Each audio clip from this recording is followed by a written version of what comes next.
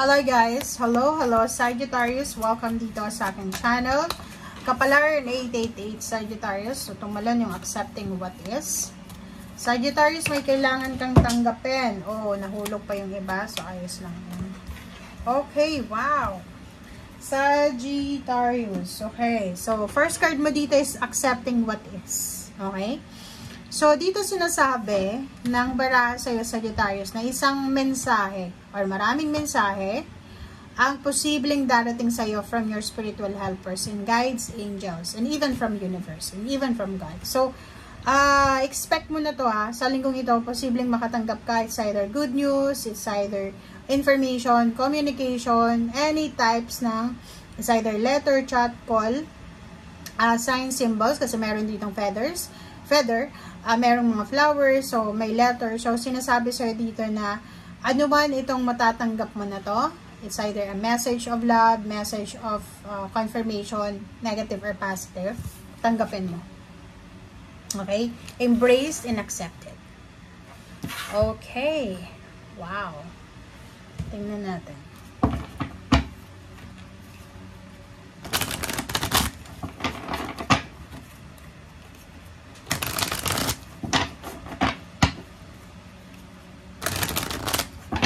Okay, Sagittarius.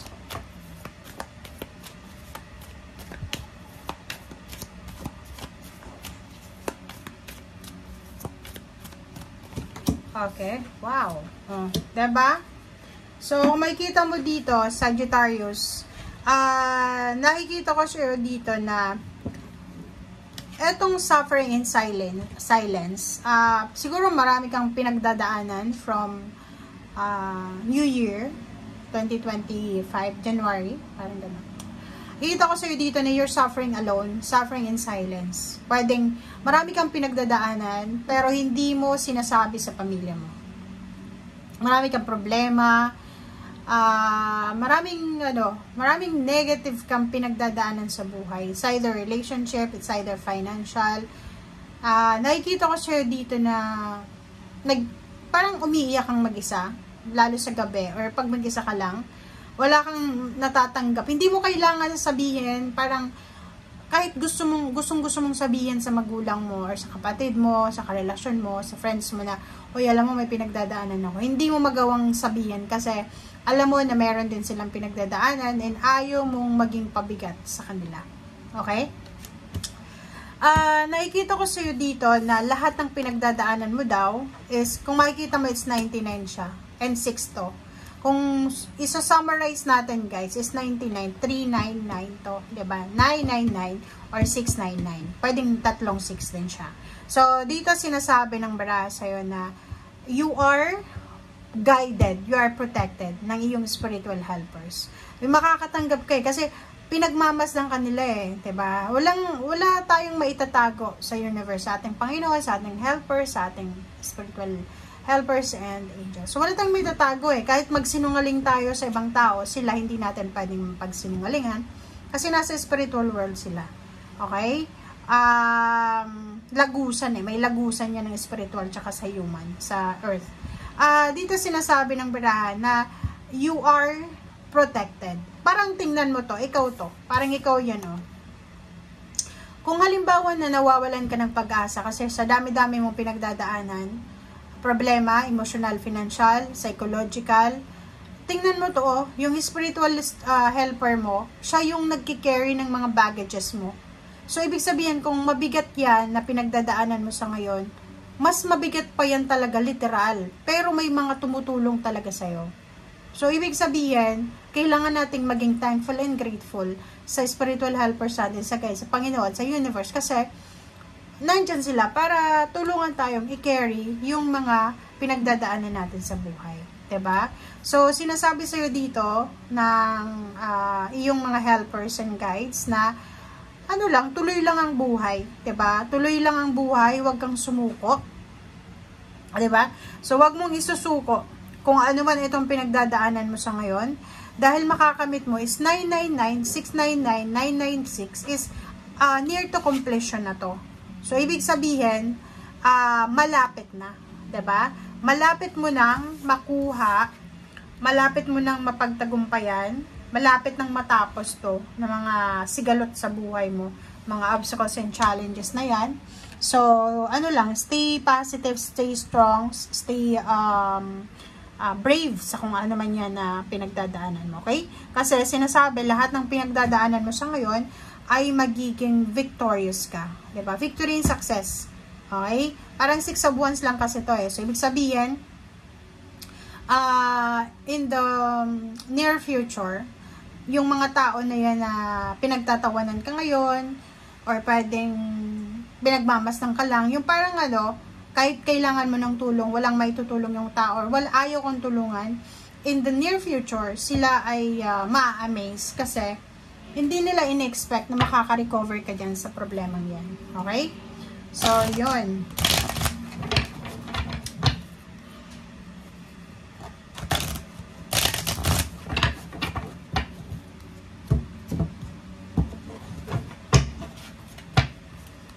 Okay. The Tower. Para ito sa lahat ng Sagittarius guys. O, diba? So, dito guys, maganda tong 3 cards mo. Kasi yung 3 cards na yan, it's option siya. Option talaga siya na ibinibigay. Kasi tayo may free will tayo eh. Hindi naman tayo dinidiktahan ng universe ang ating Panginoon kung anong gagawin natin. So, ikaw yung magdedesisyon. So, dito, kung makikita mo, sinasabi, you have a choice. Ito yung choice. Ito yung dalawa. Ano yung dalawa na choices na pwede mong magawa? Okay? First choice mo dito, yung ano, may problema ka na, tapos, padadala ka pa sa temptation. Di ba? Normally, usually, yun yung mga ginagawa ng tao. Pag may problema, bisyo, tatawag ng kaibigan. May problema na nga sa pera, magbibisyo pa. May problema na nga sa relationship, tatawag pa ng kaibigan. Tapos, instead na ayusin yung problema sa relationship, tatawag pa siya ng iba. Na which is hindi naman involved sa relationship. Mas magagalit yung karelasyon niya, parang ganun.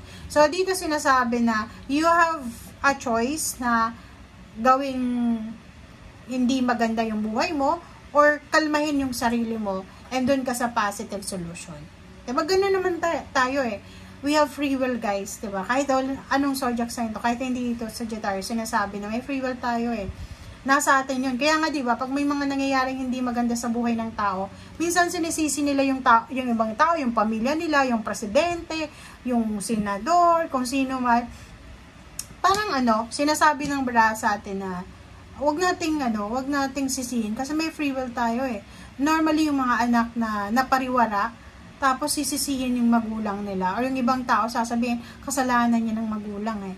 Minsan kasalanan ng magulang, pero yung anak, diba, maraming, like for example, may mga magulang na mga PWD, tapos yung mga anak nila sobrang magagaling sa eskwelahan, nagpupursige talaga, diba? So, nasa tao yun, nasa anak yun, nasa tao yun. So, dito sinasabi, you have a choice. If you want positive, go to positive, okay? With positive side. Kung gusto mo ng negative, gusto mo ng the tower, ng bumagsak, ng mapariwara, it's your choice then, okay? So, yun. Dito naman sa last 3 cards natin, sinasabi ng barahan na nasa King of Swords ka eh, diba? Kasi, wala namang tao dito sa mundo na gugustuhin maging mahirap all the time or maging miserable sa relationship. Lahat naman tayo nagpupursue naghihintay tayo na magkaroon ng bahay, maikasal, magkaroon ng pamilya, maayos yung buhay, which is, kung makikita mo dito, yun naman talaga yung mindset mo. Yun talaga yung hinihintay mo. So, yun na nga, sinasabi ng baraha sa'yo na if ever may mga pinagdadaanan kang hindi maganda, may mga struggle ka sa relationship mo, pero yung nasa isip mo na pangarap mong magkaroon ng masayang pamilya in the near future, yung tumanda ka na may asawa ka, may anak, may bahay, may pamilya, parang ganun. But ngayon pa lang, habang girlfriend, boyfriend, bago lang kayong kasal, or kung ano man ang pinagdadaanan mo sa relationship, parang feeling mo, hindi ito yung gusto mo. Parang ganun. So, nakikita ko sir dito na nasa kamay mo yun eh. Nasa kamay mo, tingnan mo, hawak mo, 'di ba? Yung paghihintay natin, yung like naghihintay tayo, kailan ba magiging masayang pamilya? Kailan ba ako makakapundar ng bahay? Kailan ba magiging maayos, peaceful yung family. So, you have your choice, diba? You have choice. Kung gusto mo ng tahimik na buhay, doon ka sa tahimik. Kung gusto mong maggulo, doon ka sa maggulo. Kung parang kahit nasasaktan ka na, nagiging martyr ka, ikaw din yung magdedesisyon yan. Okay? Thank you guys. Bye!